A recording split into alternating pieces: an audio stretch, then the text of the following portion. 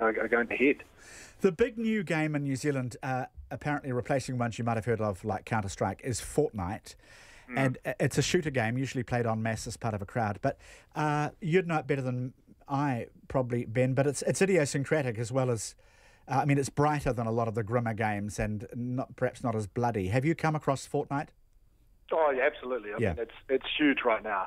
Yeah, and it's a derivative, a much friendlier, as you say, derivative of a game called PUBG. And PUBG was a lot grittier and a lot more realistic.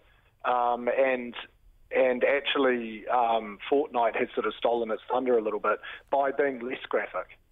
And so that's interesting. The problem with Fortnite, according to one parent newsletter sent out in Auckland, is its addictiveness. Quote, this game has had more of an impact on young people than most other games. We encourage you to monitor time spent on it by your children at home, as clearly the addictive nature is related to time spent on it. Our teachers and tutors have become aware of students who've been up in the early hours of the morning playing this, and we're monitoring the use of it at school.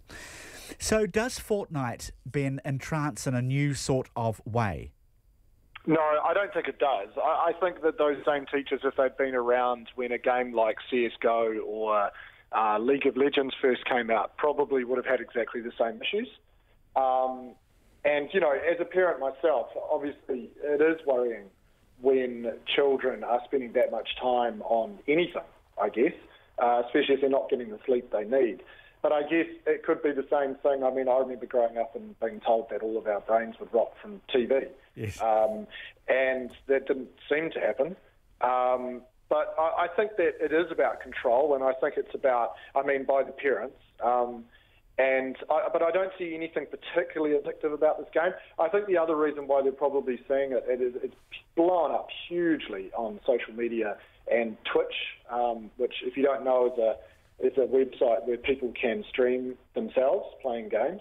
And what happened was a guy called Ninja, who was a very well-known player of Fortnite, teamed up with Drake and another rapper and also an NFL player.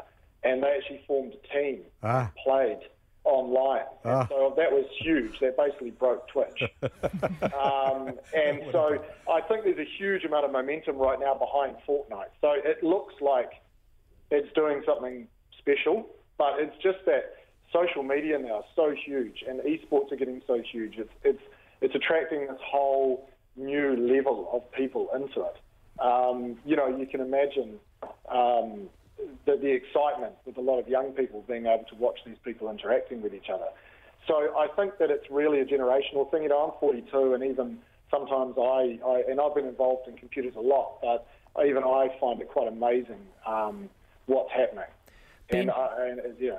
Ben, do you think if I could find an old Atari 800 XL and then film myself programming on a TV a lightning bolt, do you reckon I could corner that on Twitch and put it on Twitch? Do you reckon I could corner the old analog sort of, I could make myself millions? Yeah, you might get some of the old vintage guys coming along and tuning into that, sure. Vintage, I love it. Yeah, no, I'd be there for that. I'd be there for you. Ben Lenihan, lovely to talk to you, and thank you for your expertise and your observations on the new game, Fortnite. Chris Gallivan, always a pleasure to have your company. Oh, it's wonderful to be here, and thanks, Nikki, and thanks, Jim. Nikki Bazant has been our other panellist today. Thank you, Nikki. It's been a pleasure. That's us for the Monday. We're back tomorrow. Thanks for your company, everybody, and Checkpoint is coming up with John Campbell.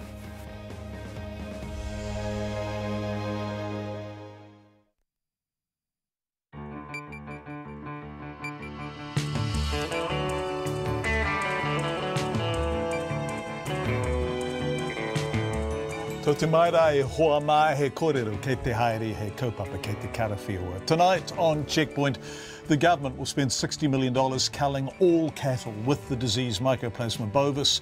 Nurses do look likely to strike now after their union rejected the latest pay offer from DHBs.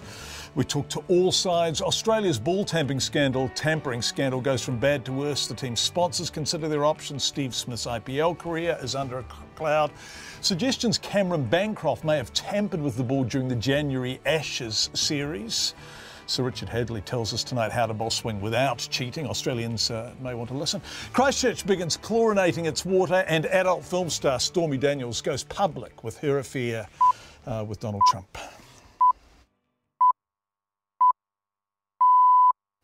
RNZ News at 5. Kia ora, good afternoon. Ko Katrina Bat in Aho. Nurses are likely to strike now that a latest pay offer from district health boards has been rejected. Nurses and midwives have voted overwhelmingly against the offer, and their union, the Nurses Organisation, says negotiations are now at an impasse. Its Industrial Services Manager, C. Payne, says she believes a strike is likely. I would say that it is likely in so much as we've been talking about it. We're hopeful though, and I've made this point before too, we're very hopeful that the government and employers will see the need to step into this dispute and assist the employers to be able to address our members' concerns around pay and staffing.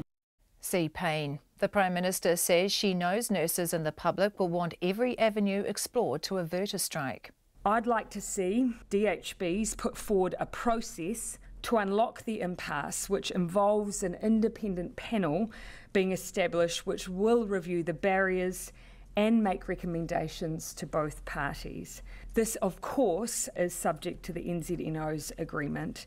Jacinda Ardern. The District Health Board say they're disappointed by the nurses' decision and will now have to make plans in case of strike action.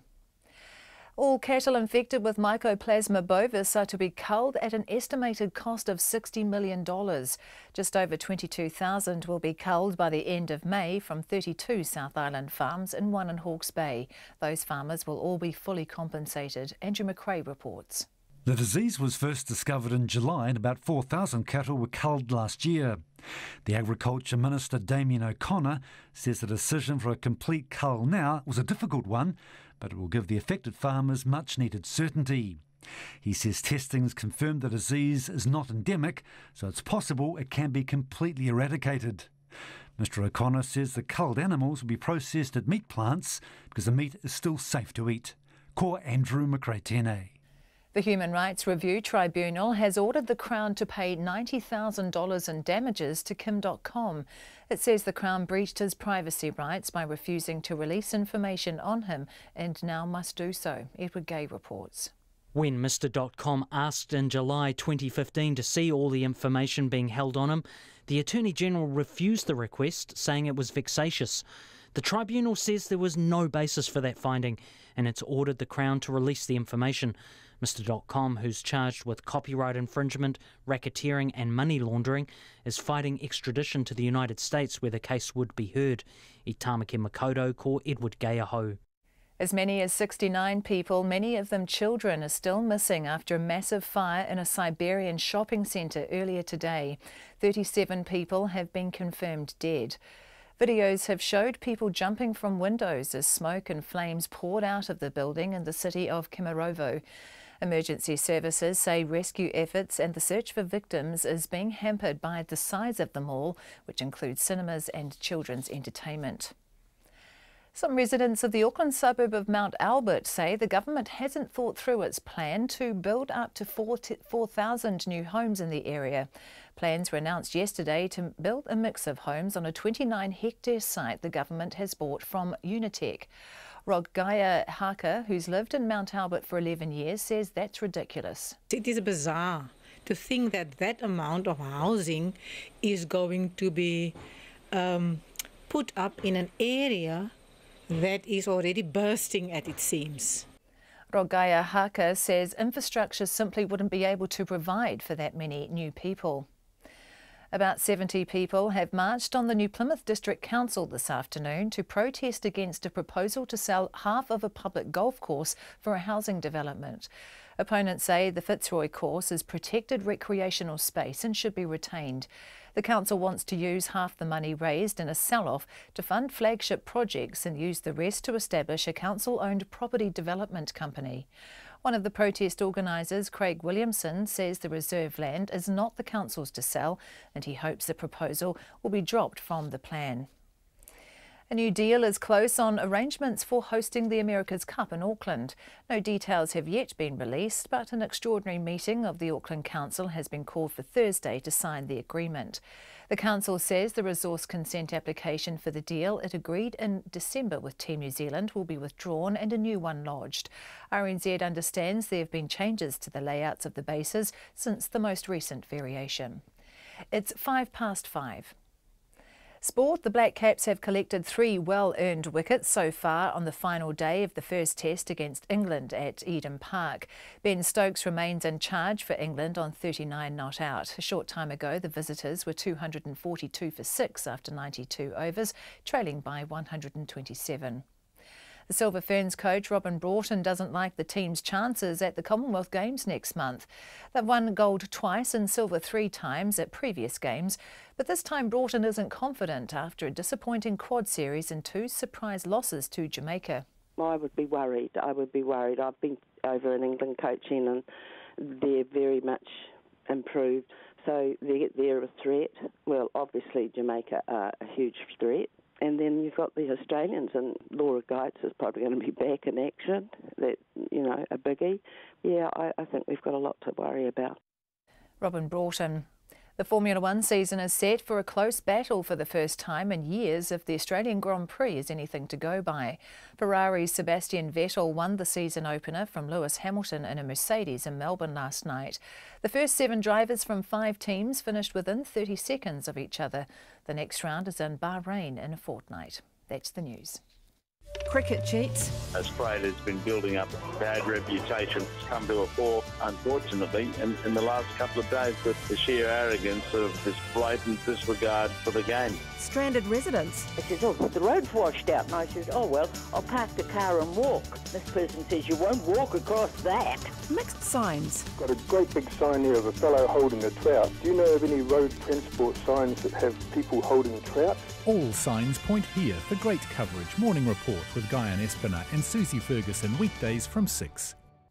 Then on 9 to noon, a new study suggesting a rethink is needed of how we teach children cycling skills if more are to be able to bike to school.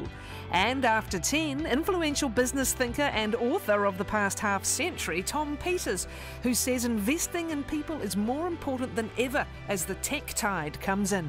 Join me, Catherine Ryan, on 9 to noon after Morning Report on RNZ National.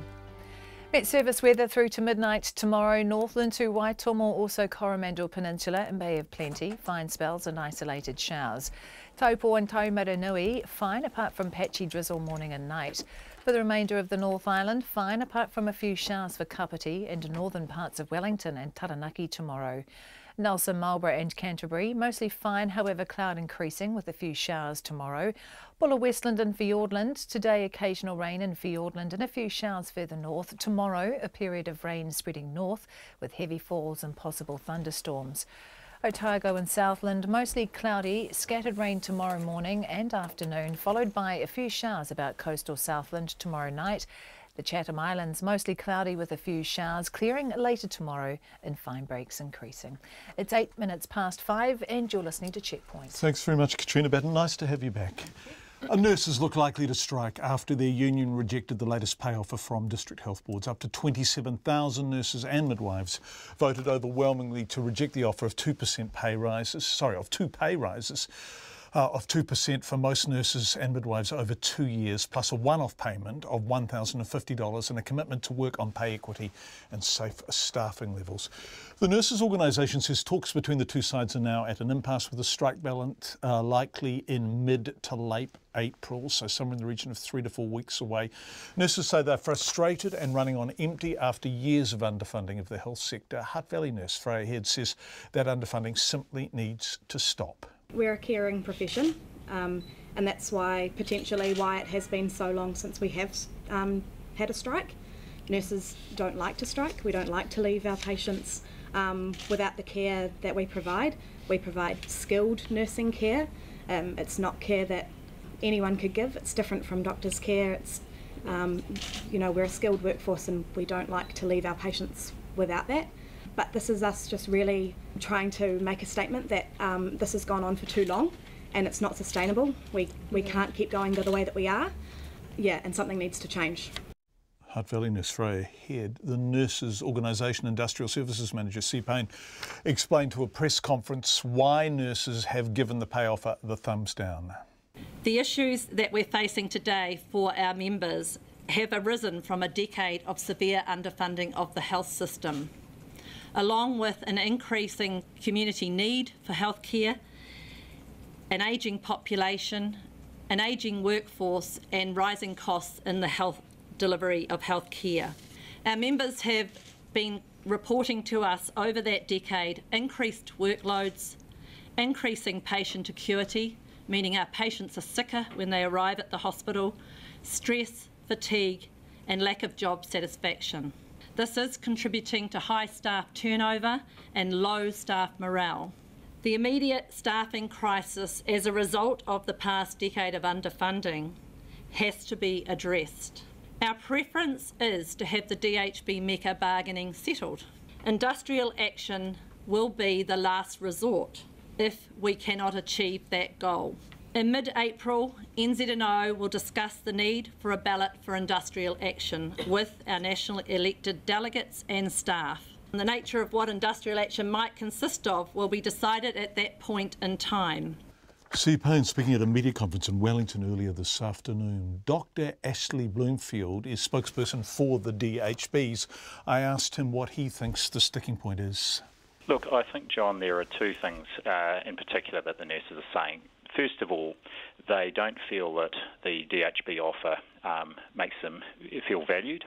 And I think the second thing, and we've seen this coming through the social media commentary and the general concern from the nurses, is they don't necessarily feel that their concerns are being heard, that the pressure that they're under is really being responded to. And I think those are two things I've really taken from the nurses' rejection of this latest offer. Right, and what do you say to those two things?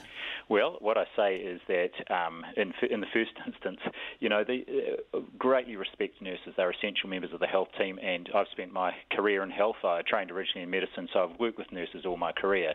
And, you know, they're really fantastic and essential members of the team. And we don't want them thinking they've got to take industrial action to be heard. So whilst as the district health boards, you know, we're disappointed our latest offer's been rejected, what we're keen to do is find a way through it. And we've already reached out to the NZNO to organise an urgent meeting to, you know, just work out what is the way forward. Is there more money available? Well, I think that is certainly one of the things we've heard from the nurses. They don't think that the offer contains enough money, and what I can say is after the first offer was rejected by the nurses, the DHB's got around the table with the nurses' organisation, and now they had gone out to their members and asked them what it is they would like to see in a revised offer, and we worked really hard to come up with something that we thought would meet their expectations, and that the offer that's just been rejected was, you know, really right at the limits of our affordability and our current funding.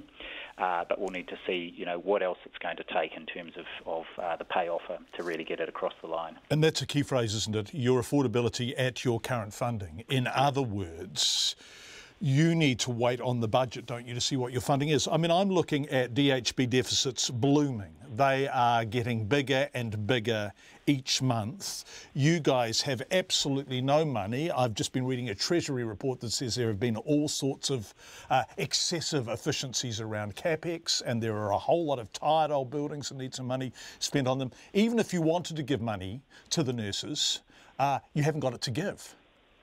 Look, there's no doubt, John, there is a lot of pressure in the system, and the funding is one of those pressures. I think one of the things the nurses are talking about, though, is the pressure they're feeling at the front line. And so whilst money is part of the solution, there's also that real pressure they're feeling from the demand, you know, the people coming in through the door. And it's the nurses who really feel the brunt of that. You know, they are the front line. They're the ones caring for these people. So part of it is about the money. And, yep, we need to live within our means. But also they really want to know the DHBs are taking that seriously. And I can tell you from the conversations I've had with my chief executive colleagues, we're aware of what those pressures are, and we're really keen to find out what else we need to do. But they're resource pressures too, aren't they? The messages that we keep hearing is that there simply aren't enough nurses, that they feel underpaid and overworked. Yeah, that's the message we're seeing too. There's no doubt that in many parts of our organisations, that many frontline staff, you know, in the emergency departments and community nursing and our acute wards, they really do feel the pressure. And as the population increases come along, and there are more people accessing services, and of course with our ageing population and more complex chronic conditions, the nature of the work is more acute and it's more complex, and so the nurses do feel that. We have, it's not to say there aren't more nurses in our organisations and our DHBs. Year on year, we're employing more nurses. The question is, is that enough, and how are we deploying them across the organisation? And answer that question for me. Is it enough? Because the nurses are telling us, and actually when the DHBs aren't speaking on the record, senior people in the DHBs are telling us it's not enough. Well, I think it's variable, John, and it's variable both across DHBs and within DHBs. And I just do want to point to the Care Capacity Demand Management Program, which is a key part of the settlement and the offer, and the commitment of all DHBs to settling that. And what that program does really is look at very carefully, ward by ward, what is the number and what is the mix of nursing staff that are there, and is there a match between actually what the demand is and what the number is. So that'll give us a really good idea and a really good platform to work through and find out, have we got enough nurses and have we got the right skill mix amongst the nurses that are there. And if the answer to the question, have we got enough nurses, is no, then you need more money, don't you? Well, what we need then is more nurses. And of course what DHBs have to do is work out how they can fund that from within their budgets. And look, we always have to make trade-offs. There's always, even if the government put more money in to health, we would still have to make trade-offs. There's always more we can do, but what the DHBs have committed to is implementing that CCDM program and then implementing the findings. And so if it says we need more nurses, we have to work out how we can employ and get those nurses on the ground. Dr. Ashley Bloomfield, who is spokesperson for the DHBs in this dispute, for want of a better word. If you are in a DHB or you are a nurse, text us. We are happy to hear from you. Confidentially, we don't need to use your details. We're on 2101 if you have an opinion on this from the inside. All cattle with the disease Mycoplasma bovis will be culled by the end of May. The government announced the move this afternoon, which is estimated to cost about $60 million, including compensation to farmers. The cattle are on 33 properties, 32 in the South Island, 1 in Hawke's Bay. The disease was first discovered in July last year, and about 4,000 cattle were culled not long after that.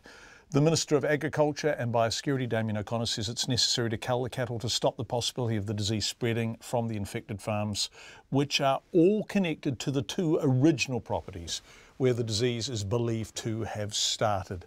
The Minister spoke to our reporter, Andrew McRae. MPI is working with the farmers to work through a process of when they'll start moving these animals. Farmers are all in different situations, and we want to work with them to ease the pathway. It's a difficult task for all of them, and we want to make sure that we do this working with them. Clearly, we've still got to do some ongoing testing. There are still some pathways from possible infection that have yet to be tested and fully investigated. But for the infected properties now, we've made this decision. It's to eliminate any further possible infection going from those properties. They will be going through existing meat plants. There's no issues related to the health of the meat itself. So MPI are working through with meat plants to make sure that these animals are dealt with in a very humane way and working with the farmers in a way that suits their management practice. Why has it taken so long to get to this point? We've been uncertain as to whether the disease has been endemic, right throughout New Zealand. The testing that we've undertaken through milk samples and individual testing of animals has confirmed that it's not endemic. All infection is related to the 2 farms, and so therefore we are in a position to eradicate this disease, and so we'll start by eliminating the possibility of any further infection going from these properties. You're not concerned that the process has taken a bit too long to get to this point? We started out in the middle of last year. The NATE system has not been working. It was not enforced, and that has made this whole process very, very difficult. So we've had to trace animals, through quite a lengthy and complex process and discussions with farmers. we're now at a point where we believe that all the infections are connected directly back to those farms. By making this cull, we believe we significantly reduce the infection load. And to this point, we didn't know whether the disease was endemic through New Zealand and therefore would have been virtually impossible to eliminate. We're now making this call. We hope we can eradicate, and this is the first major step. What is the likely cost going to be for the culling? Look, at this stage, the total cost can't be calculated.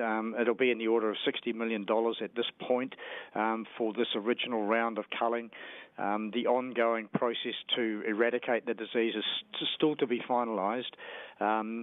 This has been a really difficult process, and it's been complicated by the fact that the NATE system has not been working properly. It's not been enforced by the previous government, and therefore the casual approach to the tracing of animals has made the whole tracking of Mycoplasma bovis a bit of a nightmare. That's the Minister of Agriculture and Biosecurity, Damien O'Connor, talking to our reporter Andrew McRae. To cricket now, or is it?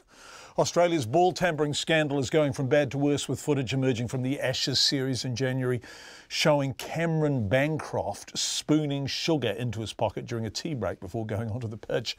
The England team says it had suspected the Australians were tampering with the ball back then, but they never had any evidence. Those claims come as Australian captain Steve Smith has been suspended from the team's fourth test against South Africa for his part in a planned ball tampering incident over the weekend that has critics calling for him and others to be banned from the sport for life. We hear from a Guardian correspondent next who says that's just nonsense. But first, as Bridget Burke reports, Cricket Australia's sponsors, including Lion and Qantas, are now reconsidering their relationship with the team. Taking charge as Australia's cricket crisis spirals out of control. Acting Test captain Tim Payne forced to step up after the leadership team of Captain Steve Smith and Vice-Captain David Warner was stood down pending an internal investigation by Cricket Australia. You know, what we spoke about today as a team was, when we crossed the line, was to go out and do our jobs and to compete. And for the first half of the day, I thought we did that reasonably well with the ball, and then started okay with the bat, but unfortunately fell apart in a really ordinary manner, which has only added, I suppose, to rub salt in the wounds of what's been a horrible 24 hours for us. Opening batsman Cameron Bancroft was caught clearly on camera over the weekend trying to alter the condition of the ball with a piece of yellow sticky tape on day 3 of the team's third test against South Africa. Smith and Bancroft later confessed the tampering had been planned and approved by the leadership team during a lunch break. Now questions are being asked about whether coach Darren Lehmann was also in on it. Oh, look, that's I think something that might come up this week, but as we've touched on, there's an internal review that's going to take place in the next few days, and until that's happened, no one will be making any comment on anything like that. Proteas captain Faf du Plessis was himself found guilty of ball tampering in 2016, ironically in Australia, in a scandal known as Mintgate. Cameras showed him sucking on a mint and using the saliva to shine the ball. At the time, Australian captain Steve Smith came out in his support, but now that the boot's on the other foot, du Plessis says ball tampering is worse than ball shining. I think obviously he's trying to take responsibility, so there's right in that. But there's also a right in that own people are responsible for their own actions. So I don't know what the right answer is there. I can understand it's a really tough time for him to be in right now. Obviously the situation that I was in was really difficult for me as well, because people were attacking me and my personality and my character, and I felt it was wrong, it wasn't fair. I don't know how he feels about his own personal situation, but I can imagine that it's a really tough time that he's going through. The weekend's incident is likely to impact on Steve Smith's career in the Indian Premier League too. The 28-year-old was set to captain the Rajasthan Royals when the league begins next month. But former Indian cricketer Altu Wasan says Smith should be banned. I feel that Steve Smith should not be playing IPL, because by just resigning the captaincy and getting a ban of few matches is not enough for somebody of his stature, because he's the guy people look up to. He's somebody who's as brilliant as Virat Kohli, and suddenly him being part of this cheating is very shocking. IPL Commissioner Rajiv Shukla says Smith's future in the league is now up in the air. At the same time, Cricket Australia is also investigating the whole issue. So we are waiting for their reports, and shortly we will decide what we should do. According to ICC rulebooks, ball tampering is a level 2 offence and carries up to 4 demerit points, an automatic 1-match suspension and a fine of up to 100% of a player's match fee. Cameron Bancroft, who carried out the incident, was handed 3 demerit points and fined 75% of his match fee for ball tampering. Captain Steve Smith was fined 100% of his match fee and suspended for the 4th test in Johannesburg. Vice-Captain David Warner was also stood down but does not yet face any ICC sanctions. But a Cricket Australia investigation into the incident could have far more serious consequences. Cricket Australia's Head of Integrity Ian Roy and Team Performance Manager Pat Howard have arrived in South Africa to begin interviews with Smith, Warner, Bancroft and coach Darren Lehmann. For Checkpoint, Bridget Burke. Daniel Harris is a cricket writer for The Guardian newspaper. He's not remotely impressed by Australia's actions, but he also can't help feeling the outrage is being slightly overworked. This is cricket. It's not Australia's immigration detention facilities with their indefinite detainees. In short, and remember, he's an English cricket writer, Daniel Harris thinks it's bad, yes, but sports bad, not real bad. It didn't look good. It's not edifying. It's cheating. It's not great. And the way that the older players perhaps prevailed upon one of the younger players to do their cheating for them is not good. However, it's also not the worst thing that has happened in sport, in cricket, in Australian sport, in any of these places. And, for example, the Australian Prime Minister getting involved when there are perhaps other far worse things that are going on in Australia right now is absolutely bizarre and almost indefensible, I would say. In cricket, red ball tampering with the ball is a level 2 offence. That's not the worst kind of thing that is possible. And so the actual element of what they did affecting the condition of the ball is not the worst thing that has ever happened. But somehow this has grabbed hold of people's imagination, I think because this Australian team are not loved and people are running with it, and now the players involved are in all sorts of trouble. I read something today that it's possible that Smith and Warner might get life bans from Cricket Australia. And to me, looking at that, I've never heard such a load of nonsense in my life. And I think what you've got here is you've got an unloved team who have been in other situations that have made people feel uncomfortable in one way or another. And I think people feel that they can rely on sports people to give them joy, to give them pleasure, to give them inspiration. And they feel somehow that sportsmen are indebted to them and they deserve to get a certain thing from their sports people. And so if you've got this Australian team, they're a pretty good team, and you're not getting requisite joy from them, then that can build some bad feeling. And I think that's what's happened here. And there have been a few other incidents, like the row that David Warner had with Quinton de Kock, which also didn't look good.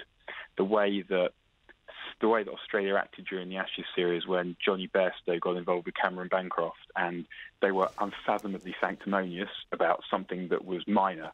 And in that, they were abetted by England, who just should have said, listen, this is rubbish, you know it's rubbish, we know it's rubbish, now shut up and let's play the game. And all of those things added up, and then what you've got here is you've got the ball tampering, which is obviously wrong and people think is not meant to go on in cricket.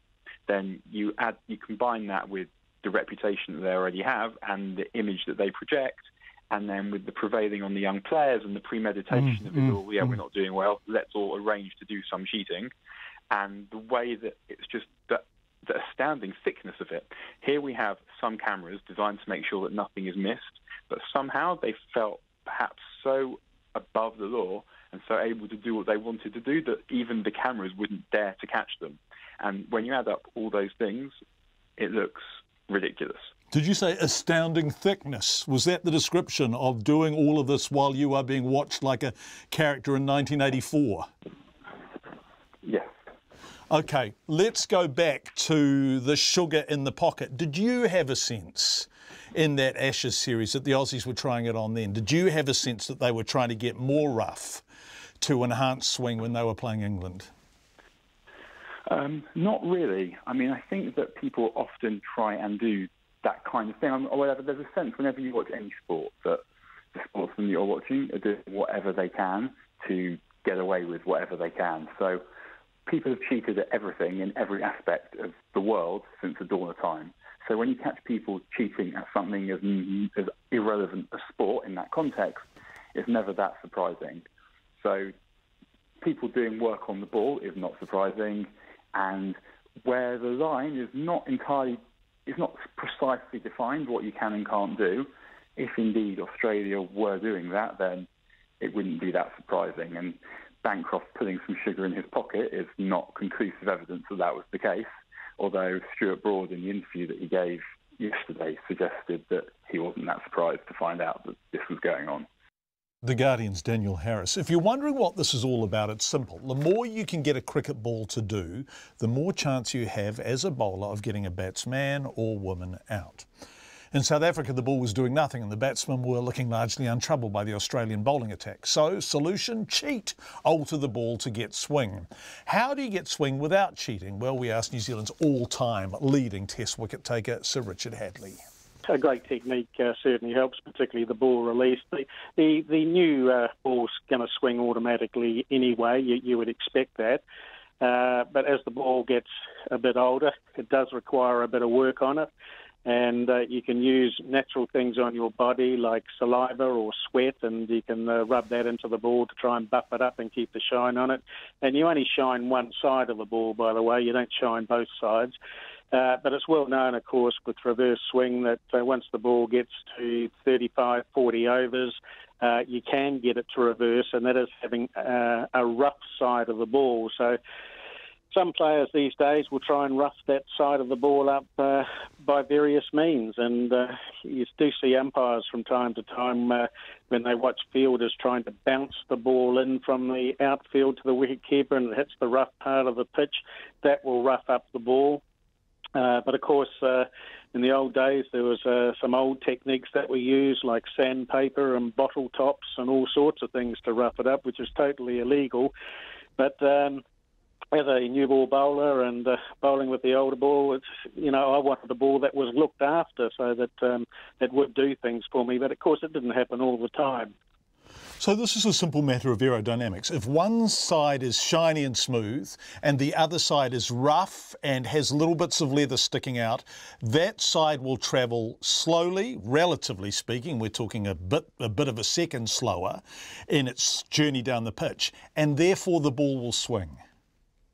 Yeah, particularly the older ball, if it's roughed up on one side. So if you're trying to bowl the outswinger, normally you'd have the shiny side of the ball on the right-hand side or the outside of the ball. But as that ball gets older and the rough side starts to develop, you can still hold it like an outswinger, but it will reverse and end up coming into the batsman as an in-swinger. But it's well known that Chris Pringle, when in Pakistan, he used a bottle top to scratch and rough up the side of the ball. Actually got 7 wickets in that innings, and he admitted to doing it. It's very well known as an example, but there are many other things that have gone on in the game.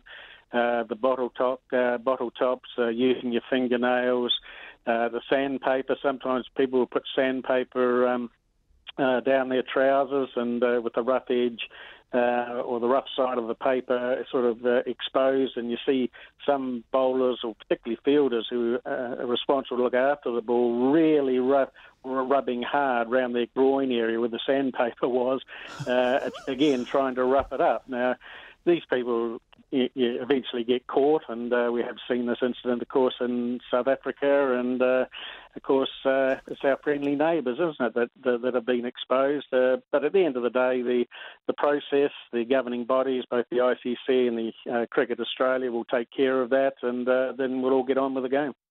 Sir Richard Hadley, New Zealand's all-time leading Test wicket taker.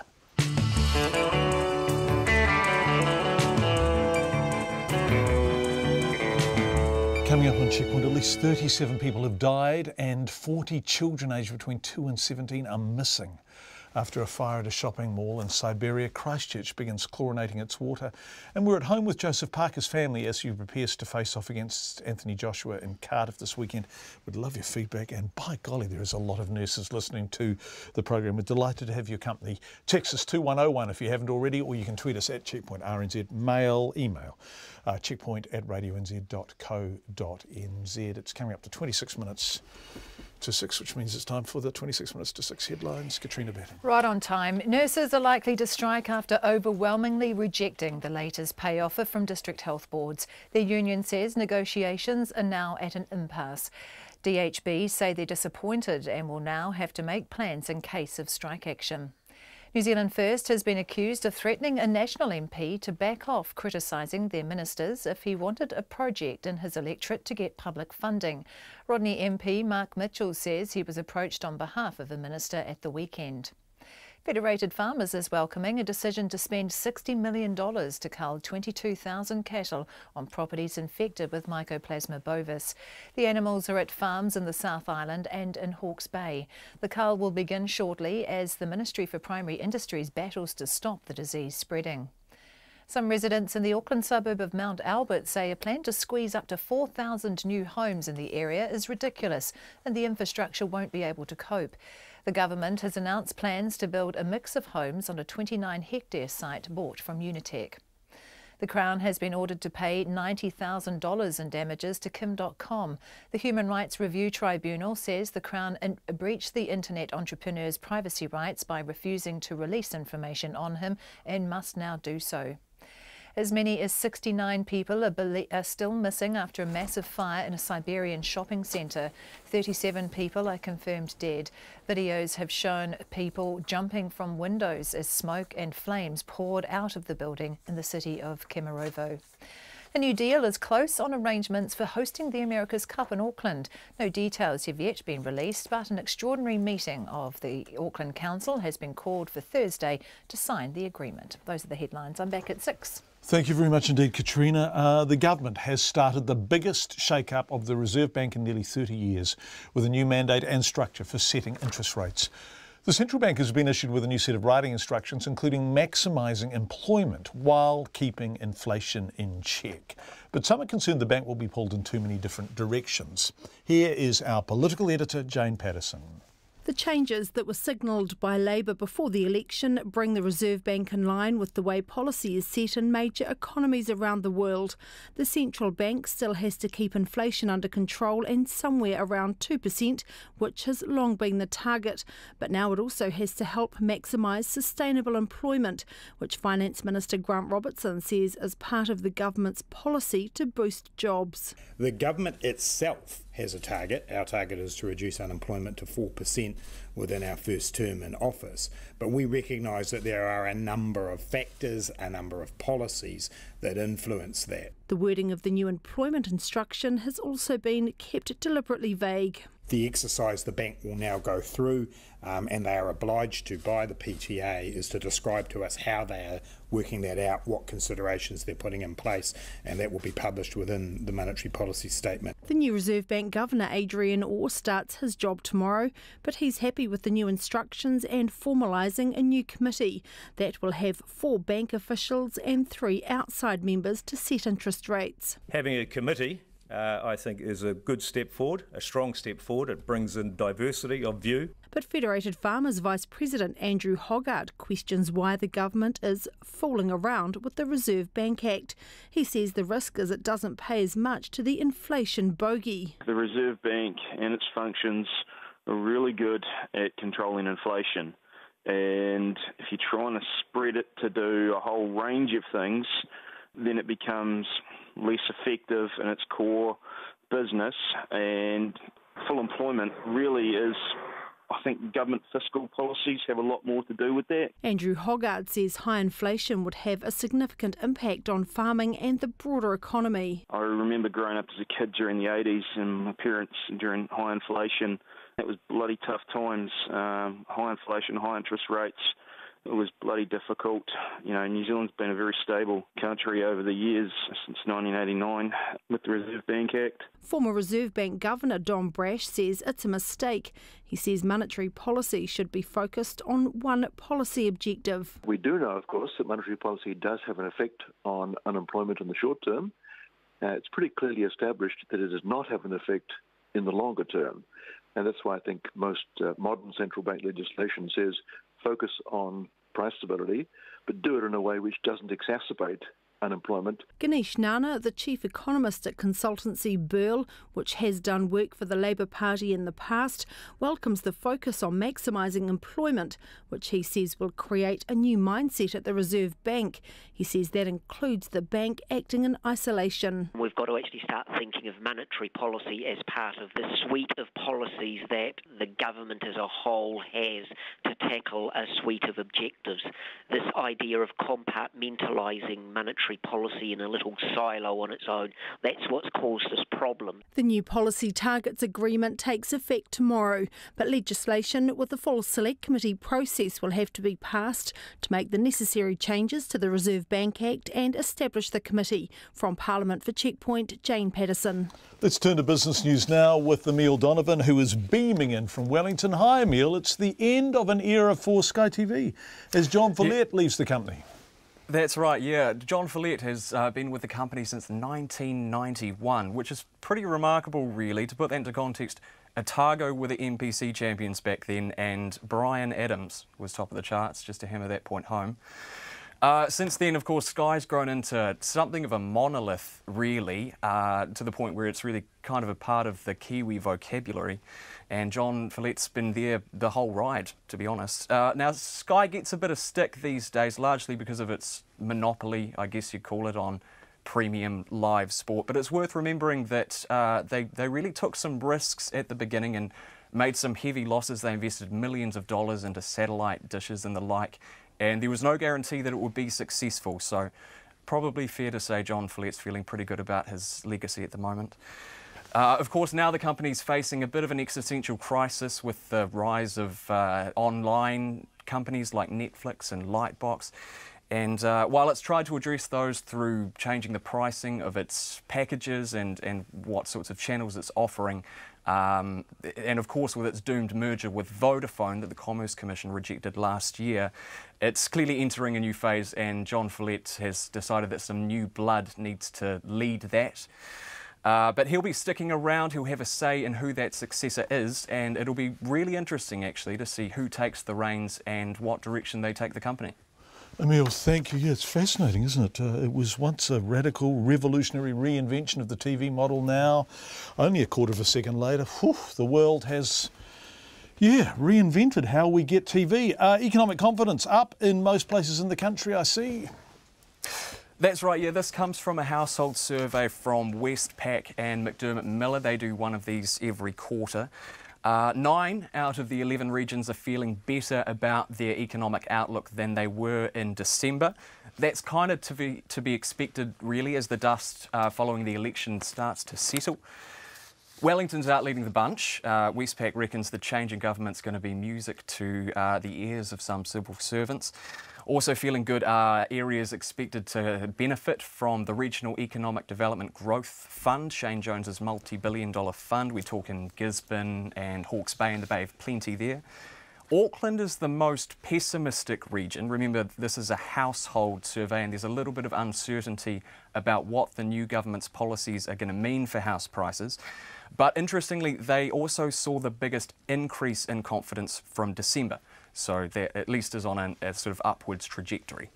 In terms of negatives, the biggest negative changes were in Otago and along the west coast of the South Island. Now, you'll remember that they saw some pretty extraordinary weather over the summer, 2 cyclones battering that west coast at just about the same time that a drought was hitting Otago, so they are understandably really feeling still a wee bit vulnerable. Yeah, you can understand that. What happened on the markets today, Emile? I've heard nothing. Well, the NZX top 50 end of the day, it was down 83 points. That's just under 1%. It closed at 8,432. And the Kiwi dollar was up marginally against the major currencies. It ended at 72.7 US cents, 94 Australian, and 51.3 pence. Emile Donovan, thank you very much indeed. Emile joining us from the terrace. And not far away is the Met Service, where meteorologist John Law is standing by. Kia ora, John. Kia ora. Taking a look ahead into Tuesday, we are going to find perhaps an isolated shower across the northern parts, but really There's plenty of dry weather across much of the Northland. Just looking at their temperatures there, around about 25 degrees Celsius in Auckland. A bit more cloud though through the afternoon on that western side, but for many places, other than perhaps a bit of an early morning drizzle, a fine looking day. Highs in, say, Tauranga, 24 degrees Celsius. Just watching out for an isolated shower first thing. There's more cloud though down towards Wellington, perhaps a few spots of early morning drizzle, but much of the time dry. That cloud though returning by the afternoon, and I think we will find those winds picking up as well. Highs in the capital again around about 24 degrees Celsius, but the warmest temperatures on the eastern side for Gisborne and down towards Hawke's Bay. Temperatures there 26 degrees Celsius, plenty of sunshine and generally staying dry as well. For the South Island, though, there is an area of rain moving northwards through the daytime, reaching the likes of Canterbury and Christchurch through the afternoon. And I think we are going to find a very warm day there. Highs about 27 degrees Celsius.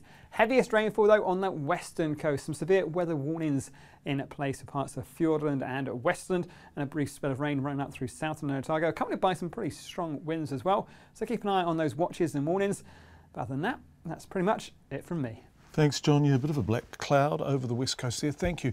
In what was a highly anticipated television interview, adult film star Stormy Daniels has gone public with her story of an alleged affair with Donald Trump before he became president. But it's not so much the details of the affair which have sparked the headlines, it's more the hush agreement she signed not to talk about. And revelations she made in today's interview that she was physically threatened not to tell her story. She spoke to Anderson Cooper on the CBS 60 Minutes programme. The BBC's James Cook has the details. How do we know you're telling the truth? Because I have no reason to lie. You know, I'm not getting paid to be here. And you had sex with him? Yes. Now, more than ever, American politics in the era of Trump resembles reality television. You were 27, he was 60. Were you physically attracted to him? No. Not at all? No. Did you want to have sex with him? No. But I didn't say no. I'm not a victim. I'm not. It was entirely consensual? Oh, yes. 5 years later, Stormy Daniels was trying to sell her story when she says she was threatened by a man who approached her in Las Vegas. I was in a parking lot going to a fitness class with my infant daughter. I was taking, the seats facing backwards in the back seat, diaper bag, getting all the stuff out. And a guy walked up on me and said to me, "Leave Trump alone, forget the story." And then he leaned around and looked at my daughter and said, "It's a beautiful little girl. It'd be a shame if something happened to her mom." And then he was gone. You took it as a direct threat? Absolutely. I was rattled. I remember going into the workout class and my hands were shaking so much I was afraid I was going to drop her. Did you ever see that person again? No. On the eve of the presidential election in 2016, Stormy Daniels says she was offered a lot of money to finally tell her story. Instead, she signed a deal with Mr. Trump's personal lawyer, who paid her $130,000 US. Was it hush money to stay silent? Yes. The story was coming out again. I was concerned for my family and their safety. You feel like if you had wanted to go public, you could have gotten paid a lot of money to go public in an Without interview. a doubt, I know for a fact. I believe without a shadow of a doubt in my heart, and some people argue that I don't have one of those, but whatever, that I was doing the right thing. I turned down a large payday multiple times because, one, I didn't want to kiss and tell and be labeled all the things that I'm being labeled now.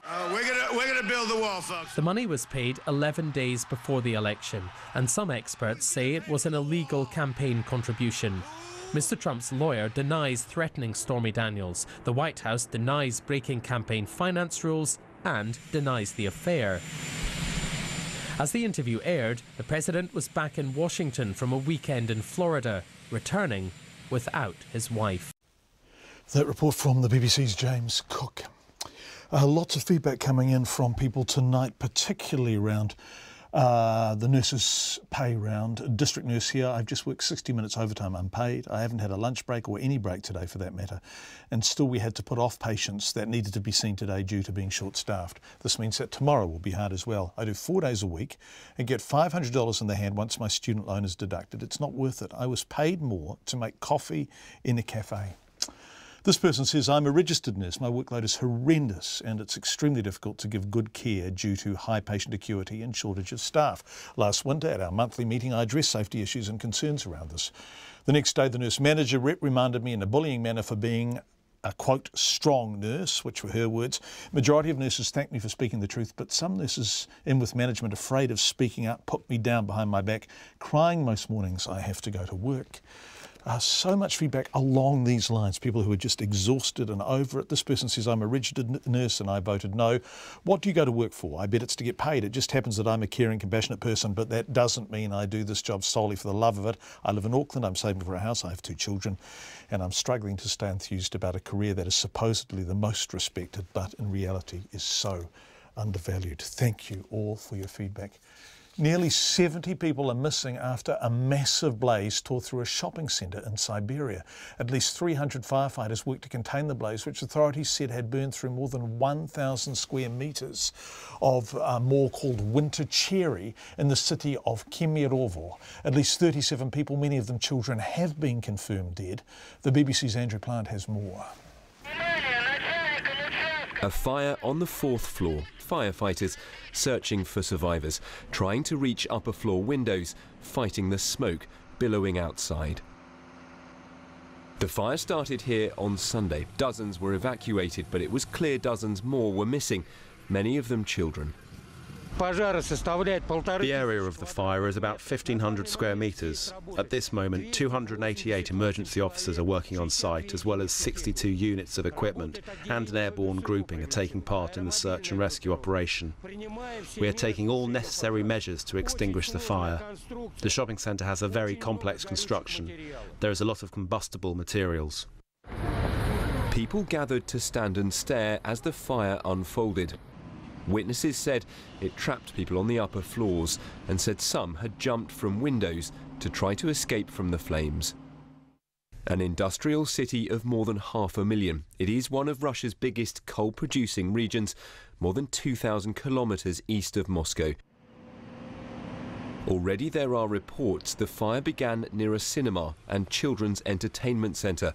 President Putin has already sent his condolences to friends and family of the victims. Authorities say a criminal investigation will now begin to try to find out what caused the fire. The BBC's Andrew Plant. A school bus driver from the far north is thanking her lucky stars her busload of children didn't plunge into a hole in the highway last Friday. Hine Mari was driving their Pukenui school bus south about 3 p.m. when the road collapsed just south of the village. Police are escorting drivers via a forestry track while workers repair the road, a crucial main route to the far north. Lois Williams reports. Hine Murray's been driving the Pukenui school bus for 26 years and she's seen some scary sights in her time, but never anything like this. A 20-metre wide gap in State Highway 1, 40 k's north of Kaitaia, a hole metres deep and a river running through it. On Friday afternoon, with 20 tamariki on the bus, she spotted road cones ahead and a local farmer waving her down. She was horrified. The children were agog. They were standing up and trying to get, a view of the hole from the bus because we're quite high up. It was frightening to look at it. And the kids, it was really exciting for the kids, because they've never seen that. It's an experience for them, really. For the little kids, that's something they won't forget, really. You probably won't forget it either, would you? No, I won't. Hine Murray managed to turn her bus around and headed south via familiar forestry roads, but she'd never driven them in a bus before and she'd never had to share them with scores of other vehicles heading home from the 90-mile beach fishing contest. She says that was almost as nerve-wracking as coming upon a giant hole in the road. But she took it slowly and got all the children home safely. The principal of Pukenui School, Carolyn Smith, has high praise for her cautious bus driver. She says it doesn't bear thinking about what could have happened if the timing had been different. Because it happened right at 3 o'clock. Our school bus had just left school, and how somebody didn't fall down that hole, I don't know. At 3 o'clock in the afternoon, it's one of the busiest times on the road. Caroline Smith says her school's down to 40 pupils today, with the other 50 stranded on the other side of the washout. The parents are saying, I'll drive them up the beach, but it's not worth it for one day. What if something happened, What if they fell in a hole on the beach? Or it's too risky, I think, although a lot of these families drive on the beach all the time, but I don't want it to be on my watch. I'd rather they had a day off.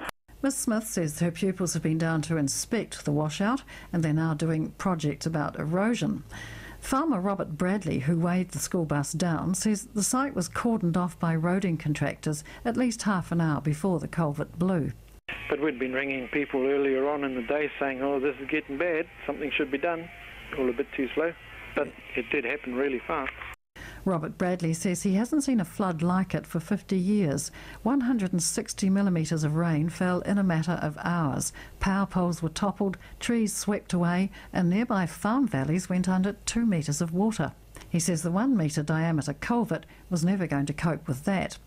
The Transport Agency's now replacing the culvert with pipes twice as wide and shoring them up with huge boulders. It says it should have at least one lane open again on the road to Cape Reinga by midweek, and convoys through the forestry roads with police escorts will continue morning and evening until then.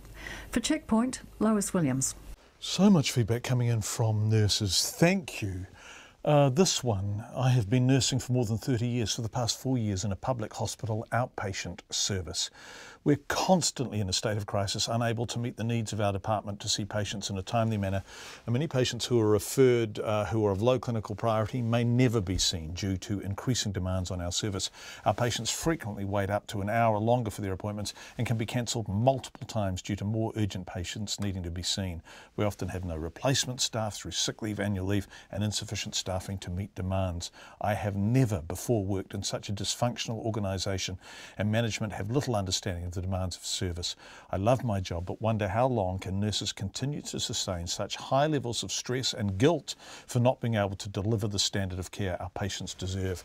Our pay doesn't reflect the responsibility and work we do each day, and there are an awful lot of nurses sending in emails and texts, something along those lines. Just before we move on, the English simply have to survive the day at Eden Park to get a draw, and they're making a fairly good fist of it. They're 282 for 6, so they are 6 wickets down, and if you're not a cricket fan, the wickets at the end are easier to get than the wickets at the beginning. But they're hanging on tenaciously, becoming quite an exciting conclusion to this 5th and final day. The process of flushing Christchurch's water supply with chlorine is underway, ending its reign as the only major New Zealand city not to treat its water. Several months ago, the council discovered that some of the underground wellheads could become contaminated, especially during heavy flooding. It voted this year for temporary chlorinating equipment to be installed at all of the city's 56 pump stations at an initial cost of $600,000. But not everyone is sold on the need. Here's Logan Church.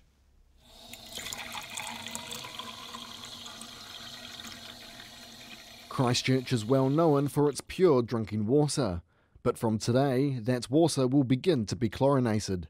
In January, the council revealed some of the city's 156 wells were at risk of contamination during flooding, and chlorinating was the only way public safety could be guaranteed. City Services Manager David Adamson says the first of the city's wells, in the suburbs of Brooklands and Kainga, will be chlorinated today, with the rest of the city to follow in the coming month. We've got crews out there in the field that are slowly going to commence with the temporary chlorination of our drinking water supply. People have got to recognise that paramount or the pinnacle is public health, and we certainly don't want another Havelock North example happening. So, basically, number one priority is public health. It will cost ratepayers $600,000 for the initial setup, and $250,000 to cover operating costs for 12 months. David Adamson says people shouldn't be able to notice any difference to their drinking water. We believe the majority of people won't taste any difference, but there will be incidents where people do, and we think that will disappear over time. If you have a look at the end of your tap, if you look up your tap, most people's taps have got a slight black in there because basically they've got organic material growing there. It's always damp in there. It's nice and warm because it's in your kitchen usually. Some of that taste may be reacting with the chlorine that's sitting right at the end of the system. But the move to chlorinate isn't to everyone's taste.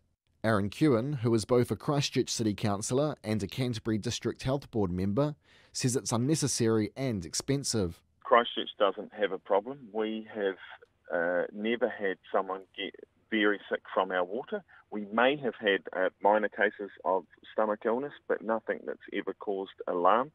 And so we're essentially throwing out the baby with the drinking water here.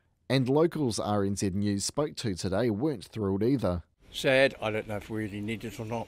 I think we get slightly overzealous with bugs and so on in the urine. I don't think they really cause too many problems for most of us. It's all something to do with being politically correct, I think, and making sure that they've got their backs covered. It's got not a funny, a terrible taste to it, really. And the water, when we had it good, it was beautiful and cold coming out of the tap. I boil my water now, and I have a jug in the fridge, and I put it in there and cool it and drink it then. But I don't drink it out of the tap. I guess I don't understand all the issues, but it just seemed like it was real sudden and real quick without a lot of consultation. Is it going to set a precedent? Are they just going to do this without a real decent public consultation? The Canterbury Medical Officer of Health, Alistair Humphrey, says he would like the chlorination to stop as soon as the drinking water supply is secure. As long as Christchurch's water is safe, I think that they don't need to chlorinate. If they have enough other barriers in place that are satisfactory for the maintenance of safety, then they don't need to chlorinate. The water will be chlorinated for the next 12 months. From Christchurch for Checkpoint, Logan Church. Almost news time. Good evening, says Terry. Do you think we will ever hear who brought this cattle disease to New Zealand, or will it be like the invisible person who damaged the fuel pipeline last year, forever unknown? A lot of feedback tonight. We really appreciate it. It is pip time. RNZ News at 6. Ngā mihi nui, good evening. Ko Katrina Batten tēnei. District Health Boards say they're seeking an urgent meeting with the Nurses Union in the hope of averting a strike. The Nurses Organisation won't release voting figures but says its members today rejected the DHB's latest pay offer overwhelmingly. The offer included 2 staggered pay rises of 2% each for registered nurses and midwives, with more for senior staff. It also included a lump sum payment and commitment to pay equity and improving staffing. The DHB spokesman Ashley Bloomfield told reporters the nurses' decision is disappointing. We're aware of the pressure that many nurses are under in their work, and we are very keen to find a way forward that will help to address the issues, even though we may not be able to do everything the nurses are looking for at once. The DHB spokesman Ashley Bloomfield. The New Zealand First MP Jenny Marcroft has apologised to National's Mark Mitchell, who had accused her of threatening to use taxpayer cash for political gain. The New Zealand First leader Winston Peters has issued a statement saying a conversation between the two MPs got out of hand and a misunderstanding arose as a result. Mr Mitchell claims he was approached by the MP on behalf of a New Zealand First Minister about the Mahurangi River restoration project in his electorate. He says he was told that unless he cut his involvement with it and that National asked no questions in Parliament, funding might not be granted. Mr Peters says Ms Marcroft contacted him after her conversation with Mr Mitchell and he advised her to apologise for the misunderstanding. The Catholic and Anglican churches have both written to the Prime Minister urging an expansion of the Royal Commission into historical abuse in state care. The Commission's draft terms of reference exclude scrutiny of institutions such as churches unless there was state involvement of some kind. A letter signed by senior Catholic officials requests the terms be widened to include a range of church institutions. The signatories say they want people to have the option of speaking up and making a submission. The Anglican Church's General Synod Committee has also written asking for its churches and agencies to be included. It says it would be unhelpful to victims and survivors if the inquiry were limited to the state sector. Federated Farmers says the government is running the risk of high inflation by requiring the Reserve Bank to maximise employment alongside price stability. The Finance Minister, Grant Robertson, and the bank's new Governor, Adrian Orr, have signed a new policy targets agreement bringing in the employment mandate. Federated Farmers Vice President Andrew Hoggard says the risk is the bank will be pulled in too many different directions and inflation will get out of control. I remember growing up as a kid during the 80s and my parents during high inflation. It was bloody tough times, high inflation, high interest rates. It was bloody difficult. You know, New Zealand's been a very stable country over the years, since 1989 with the Reserve Bank Act. Andrew Hoggard of Federated Farmers. The Crown has told the Supreme Court the lower courts were correct in upholding a ban on prisoner voting. The career criminal Arthur Taylor and a group of other inmates have today taken their legal action to the ban to the country's highest court. Anne-Marie May reports. In 2010, Parliament passed a law preventing all sentenced prisoners from voting, regardless of the length of their jail term. That overturned earlier legislation allowing prisoners serving a jail term of less than 3 years to vote. Taylor's lawyer told the Supreme Court the ban on prisoner voting was an entrenched part of electoral law and Parliament could only change it if a 75% majority agreed, which did not occur in 2010. However, the Solicitor General, Una Jagos, said the prisoner's claim was incoherent and inconsistent with the Electoral Act as a whole. The court reserved its decision. This is Anne-Marie May. An adult film actress who claims she had sex with Donald Trump before he was president says she was threatened to keep quiet about the relationship. Stormy Daniels says she was approached by a man in a car park in 2011 who told her to leave Trump alone as she carried her infant daughter. Earlier this year, it was revealed Ms. Daniels was paid $130,000 by Mr. Trump's lawyer just 11 days out from the presidential election. She says her decision to go public is not motivated by money. I believe without a shadow of a doubt in my heart, and some people argue that I don't have one of those, but whatever, that I was doing the right thing. I turned down a large payday multiple times because I didn't want to kiss and tell and be labeled all the things that I'm being labeled now. Stormy Daniels. Mr. Trump's lawyers say she is breaking an agreement by going public and will have to pay $1 million every time she violates it. It's 6:05. To cricket, and Ben Stokes is continuing to stave off defeat for England on the final day of the first test against New Zealand in Auckland. The Black Caps have picked up 3 wickets today, but with a session and a bit to go, they still need 4 more to win. A short time ago, England were 274 for 6, with Stokes on 57 and Chris Woakes on 25. The new Australian cricket captain Tim Paine says there's plenty of motivation for his side heading into next weekend's 4th and final test against South Africa in Johannesburg. Paine took over after Steve Smith stood down on the final day of the 3rd test in Cape Town this morning following sensational ball tampering revelations. Australia lost the test by 322 runs to give the Proteas a 2-1 lead into the series. Paine says with everything that's gone on, that should give his players the incentive to do better next week. The one positive that may come of it is guys are going to get an opportunity to play for their country, and the whole opportunity for us going forward now is something that we can learn from, I suppose try and control how we are seen going forward by our Australian public and become the team that we want to become and they want us to be seen as. Tim Paine. Steve Smith has been suspended for the final test. In rugby league, the NRL has fined the Manly Sea Eagles $750,000 for breaching their salary cap over the past 5 years. An additional penalty of $660,000 has been imposed for this season and next. That's the news. Tonight on Nights, our sports correspondent Dana Johansson has been seeing pink down at Eden Park, but will that be enough to keep Test cricket in the black? The pianist Jonathan Crayford talks about going on tour with his piano. And the Methodist lay preacher John Thornley has his first song of the Spirit of the Year just in time for Holy Week, the band classic The Wait, kicking things off after the news at 7. And on Lately at 10, we feature Lately Reads with NZ book lovers and an author reading. We'll have an eye not only on books, but music, people and politics, keeping you up to date with the world at the other end of the day. Lately with Karen Hay on Nights with Brian Crump on RNZ National. Met surface weather through to midnight tomorrow. Northland to Waitomo, also Coromandel Peninsula and Bay of Plenty. Fine spells and isolated showers. Taupo and Taumaranui, fine apart from patchy drizzle morning and night. For the remainder of the North Island, fine apart from a few showers for Kapiti and northern parts of Wellington and Taranaki tomorrow. Nelson, Marlborough and Canterbury, mostly fine, however cloud increasing with a few showers tomorrow.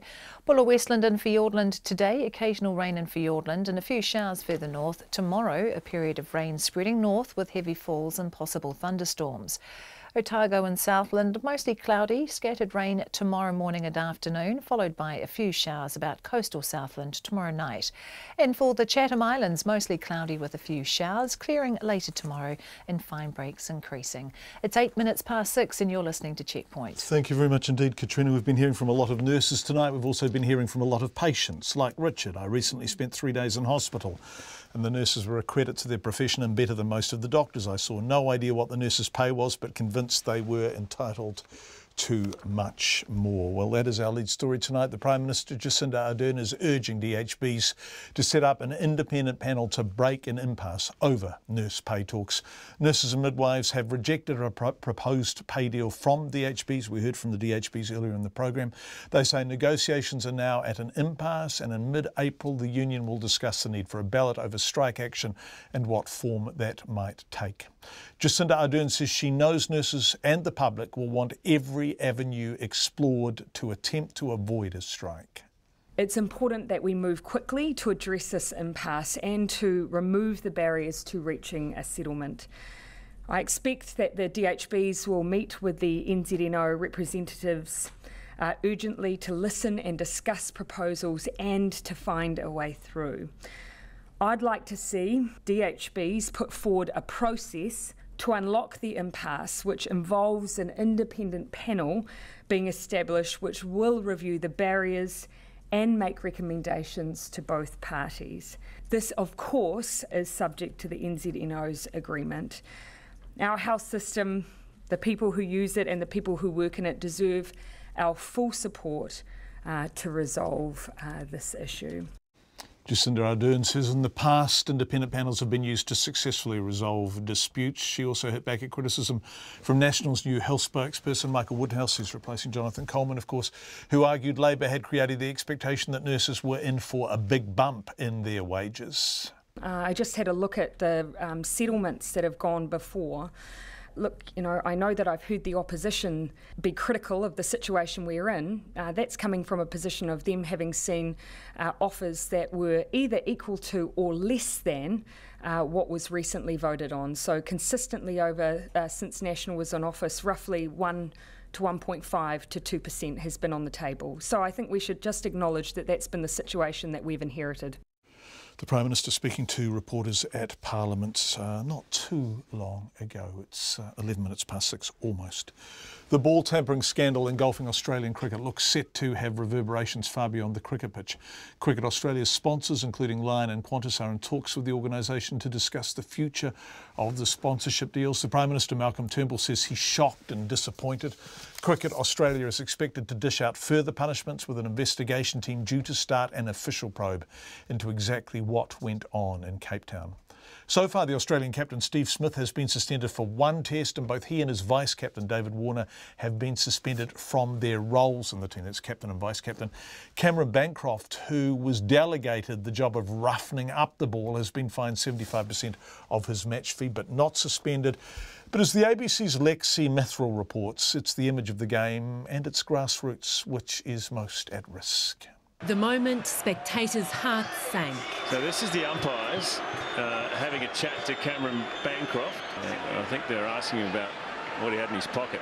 Cricket diehards at the Wanneroo Districts Club in Perth say they're stunned. Yeah, I sort of didn't believe it at first. Yeah, just real disappointed, I suppose. Well, it's a bit of a disgrace, really. I mean, it's brought the whole game into disrepute and it's really not good enough, and I think we should be ashamed. In an astonishing press conference, Smith not only admitted to planning the cheating carried out by Cameron Bancroft, but insisted he could remain captain. No, I won't be considering stepping down. I still think I'm the right person for the job. It's been a bitterly fought and controversial test with ugly abuse from spectators and players, but there's no excuse for cheating. I just think it's an absolute disgrace, and personally I believe the people who are involved should get sacked. Despite the horrified reaction of fans, Cricket Australia's James Sutherland didn't act immediately. Instead, he dispatched officials to South Africa to investigate. This is a very sad day for Australian cricket. I'm not happy about this at all, and I don't want to be here talking to you, but I am. It's my responsibility, and I feel like Australian cricket fans feel right now. But my job right now is to understand the facts. and then to make decisions accordingly. It could be the worst affair in Australian cricket since Trevor Chappell's underarm delivery nearly 40 years ago. The devastated former captain, Michael Clarke, says there are structural problems. When I grew up watching cricket, the captain was in charge of the Australian cricket team, always. My father's team, Mark Taylor's team, Alan Border's team, Steve Waugh's team. Halfway through my captaincy, that changed. They took the coach word out and brought in a head coach. They brought in a high-performance manager. So then you've got board, CEO, high-performance manager, head coach, chairman of selectors, and then the captain. So that blurs accountability. While there's anger at the leadership of the Australian team, Wanneroo Cricket Club members have some sympathy for Cameron Bancroft, who's 25 years old and a test match rookie. I can't believe that they've sort of hung Bancroft out to dry a bit. When I say they've hung him out to dry, they've given him the responsibility of being the one to tamper with the ball, which, being a young bloke, it's not a good move, I think, and it looks pretty disgusting, to be honest. Young player Samuel in Sydney has words his idols would do well to heed. I think cricket should be played in the spirit of the game, not about the result. So I think they just shouldn't have done it. That report from Lexi Netherall ending with a very disappointed Aussie cricket fan. Samuel, I think his name was. New Zealand's Doug Cowie officiated as an umpire at first-class level for more than 2 decades.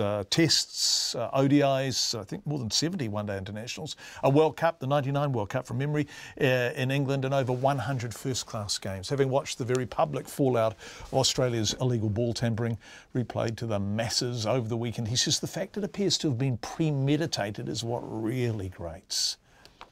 It's very bad. Very bad, John. Bad for the game. It's very bad for Australian cricket. And I think it's very bad for Australians everywhere because it has become such a public thing. And it seems as though it was a premeditated thing, which is kind of not the spirit of the game, and it certainly doesn't look as though it was the spirit of the moment. No, and that is... that's really insightful, and that is precisely the issue for me, because we all know from time to time a bowler tries it on unilaterally, spur of the moment stuff, but this does look like it was a decree from on high, and that makes it something altogether different, doesn't it? Yes, it does. It does seem like the boys have had a bit of a think about this before they've done something which is against the spirit of the game and is going to do a lot of harm to them and the game. Technically, what are you able to do as a fast bowler or a medium-pace bowler who is trying to get the ball to swing either away from the batsman so that they get caught behind, hopefully, or in towards the batsman so that they get bowled? What are you able to do? You're able to shine one side like crazy, and they all do, but what else are you able to do? Well, you can perfect your bowling action so that it does make the ball swing in the way you want it to. So that's the first thing. It's the skill of the player.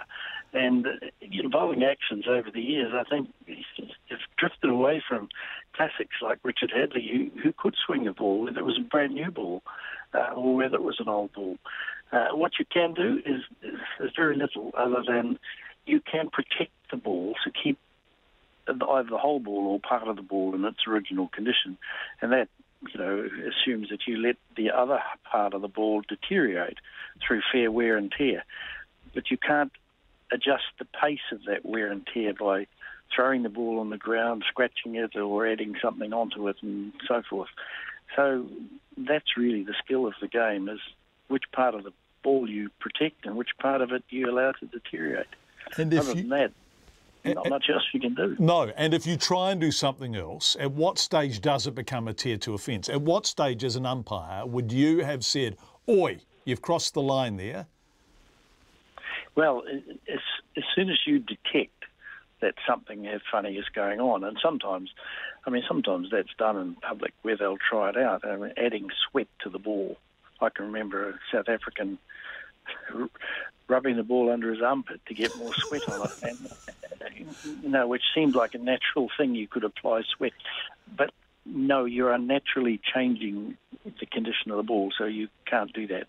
So anything that's going to unnaturally change the condition of the ball, and the umpires are frequently looking at it and making regular inspections these days, probably more so than we did in our day. because they are aware that people will try these things. What needs to happen?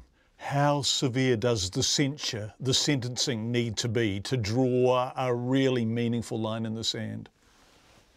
Well, it's very timely in a sense that I'm still involved in helping Auckland cricket get on top of similar problems in a much more minor way. Where during the winter we intend to run education programs and awareness programs on just how to keep our game safer, fairer and freer of those unsavoury things that have come into the game and that get more publicity now than perhaps they used to in the past.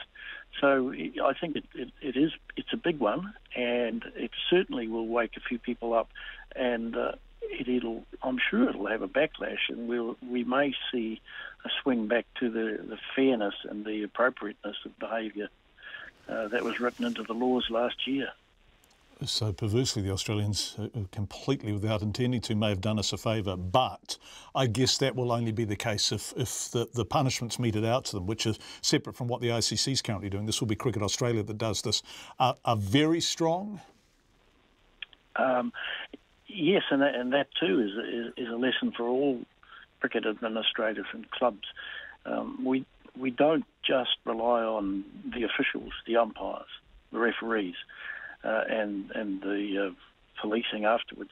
We now have to go back to the roots of the game, the heart of the game, which is those that run the game for a club, for a country, or for a province, and ask those people to step up and make sure that their people are aware and well prepared.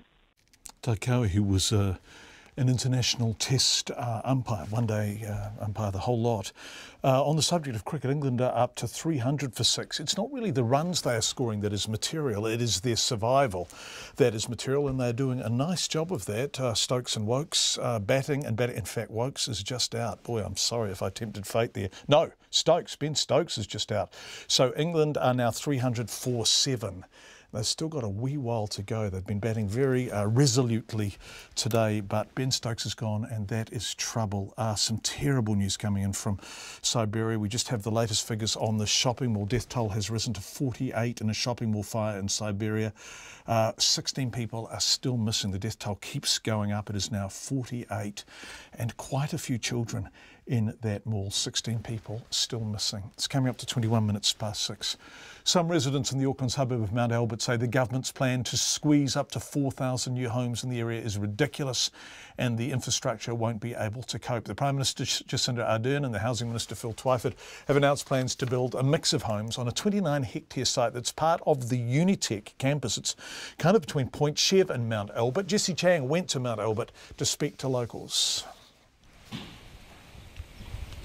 It's quiet on Laurel Street. There's only the occasional chirp of birdsong and a resident leaving in their car. But that's likely to change when the 3,000 to 4,000 homes the government has announced spring up just behind the suburban neighbourhood. Rogea Haka has lived in the area for the past 11 years, and she says the plan is ridiculous. It is bizarre to think that that amount of housing is going to be put up in an area that is already bursting at its seams. Ms Haka says the infrastructure, such as roading, is simply not there to provide for that many new homes. A few houses down, Aidan Shalito says he expects the quiet street will turn into a feeder road for the new residents to join up to the motorway. He says a lot of people aren't happy about it. People are concerned about the change of the social character of the neighbourhood. It would be impacted on by that extra traffic.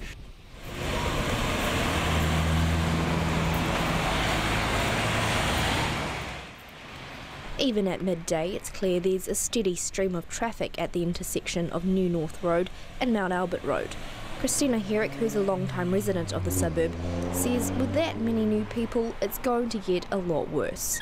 Well, I think great that we've got more houses for people, but I'm just not quite sure how the logistics of it is going to work. I think there's going to be a big car issue. Realistically, I know people think people are going more into bikes than public transport, but there's a large percentage of people that aren't. But it's not just roads and traffic that has locals worried. Mount Albert Grammar School says it already has its highest number of students ever, with more than 3,000 students. Its principal, Pat Drum, says with potentially hundreds of new students needing a college in the area, it won't be able to cope. Another school or a new school must be in the thinking of both ministry and government to cope with that many people, and it's just unrealistic to think that the existing capacity of the local schools in the area would be able to simply soak that up. Mr Drum says schools will continue to discuss solutions with the Ministry of Education. The housing development is expected to take a decade before it's completed. For Checkpoint, call Jesse Chang, TNA. When Joseph Parker meets British superstar Anthony Joshua in a heavyweight boxing world title unification bout on Sunday, one has 2 belts, one has 1. The winner will have all 3, of course. A handful of people will be riding every punch, with the New Zealand champion more than anyone else. Clay Wilson and visual journalist Dan Cock visited the Parker family home in South Auckland, where Mum Sala and Parker's sister Elizabeth revealed it can be an emotional roller coaster, being the closest people in a prize fighter's life. Joe goes to the left hand, Dotcom steals to the right, but counted again. Every time Joseph Parker lands a shot on the head and body of Andy Ruiz, Andy counters it. Sala Parker has been watching her middle child in the ring for the best part of 15 years, and it never gets any easier. I feel really, really heavy in every fight. So as soon as the fight is over, I can feel, something is lifted and feel lighter, much lighter again.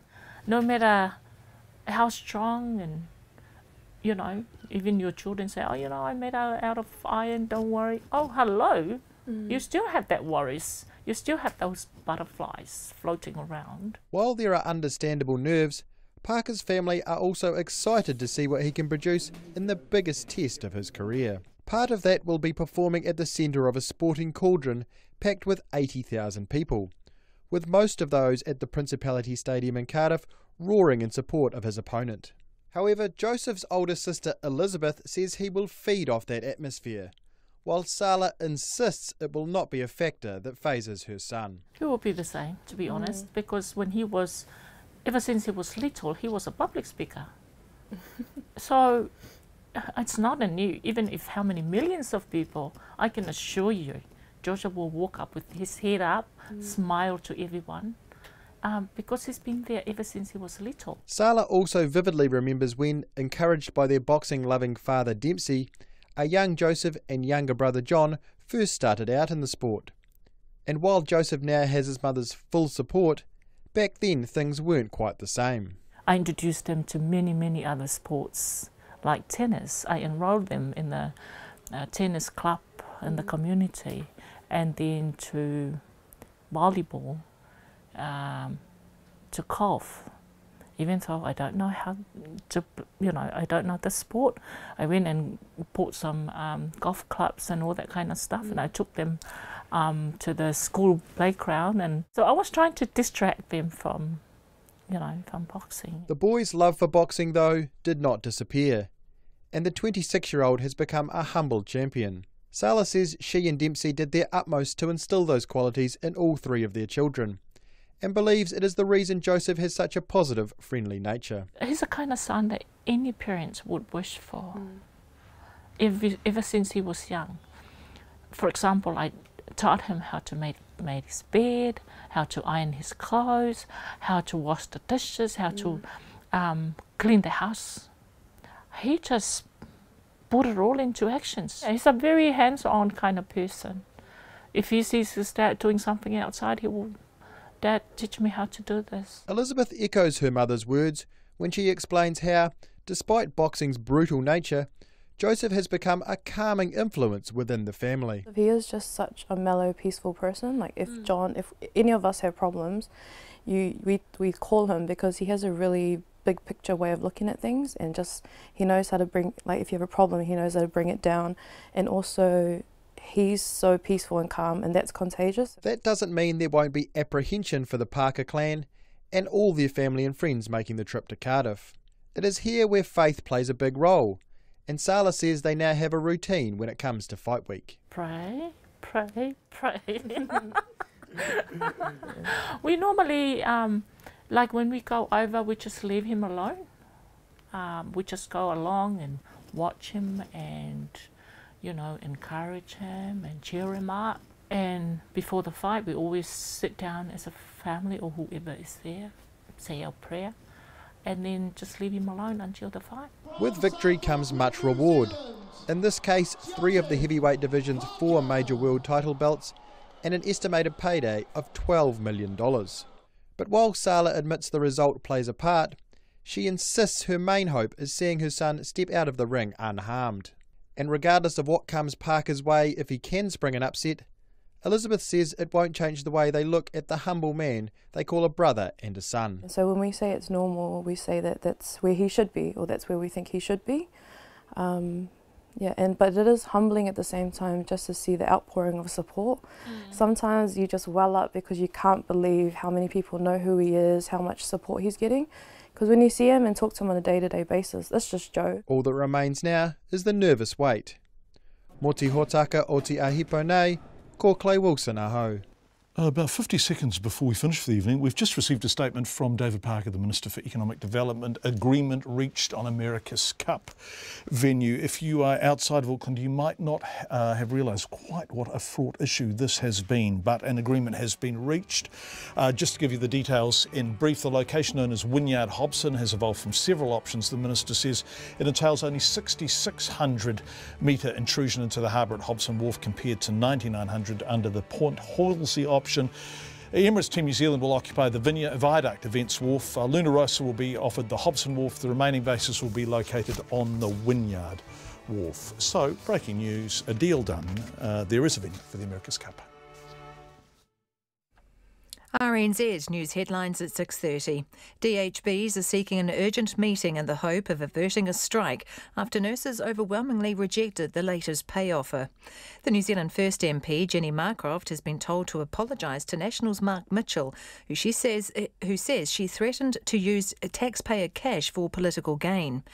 The Catholic and Anglican churches are urging an expansion of the Royal Commission into historic abuse in state care.